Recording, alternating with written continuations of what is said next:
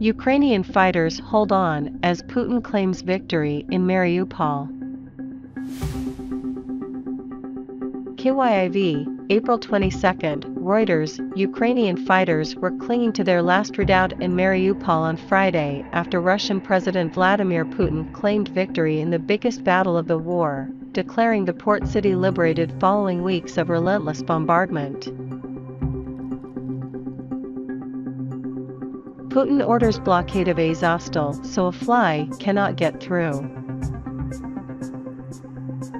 Russian President Vladimir Putin proclaimed the effort by Russian forces to capture Mariupol a success, but ordered Russian forces to halt outside the city's besieged Azovstal steel factory and blockade it so that a fly can't get through.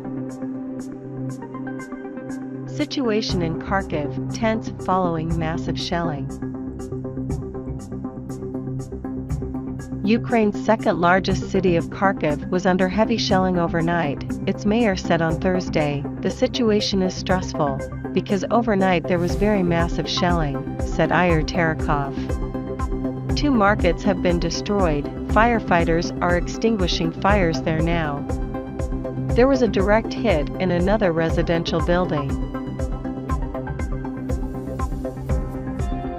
Russian military official plans to take full control of Donbass and southern Ukraine, open gateway to Transnistria. The Interfax news agency reports the deputy commander of Russia's Central Military District said it plans to take full control of Donbass and southern Ukraine as part of the second phase of the military operation. Satellite images appear to show mass graves near Mariupol. The mayor, Vadim Boychenko, said Russian trucks had collected corpses from the streets of the port city and had transported them to the nearby village of Manhush. They were then secretly thrown into a mass grave in a field next to the settlement's old cemetery, he said. Silk Road founder Ross Ulbricht to forfeit $3 billion in BTC, extinguishes debt to government. Report, 3.6 million Americans will be using crypto in 2022 to pay for purchases.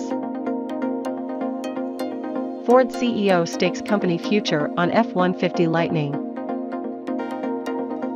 The all-electric F-150 Lightning weighs 3 tons and does 0 to 60 in 4 seconds. Man dies after setting himself on fire at Supreme Court Plaza. A man who set himself on fire Friday on the plaza in front of the U.S. Supreme Court in Washington, D.C., has died, according to the Metropolitan Police Department, SOUCE, CNN. White House counsel told Mark Meadows alternate elector scheme is not legally sound. Staffers to former President Donald Trump, including Chief of Staff Mark Meadows, were told by the White House counsel's office that a plan to use an alternate slate of electors to overturn the results of the 2020 presidential election was not legally sound, according to an aide. Former Utah Senator Orrin Hatch dead at 88. He died at 5:30 p.m. Saturday in Salt Lake City, surrounded by family, according to the Orrin G. Hatch Foundation. The cause of death was not immediately disclosed. FDA could authorize COVID shots for children under 5 in June. The Food and Drug Administration could authorize a COVID-19 vaccine for children under age 5 in June, according to 2 people familiar with the plans. DOJ decides to appeal transportation mask mandate.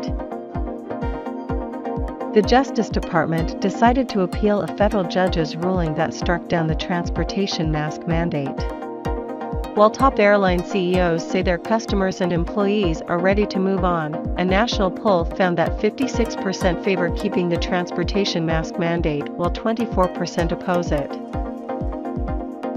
COVID was third leading cause of death in U.S. once again in 2021.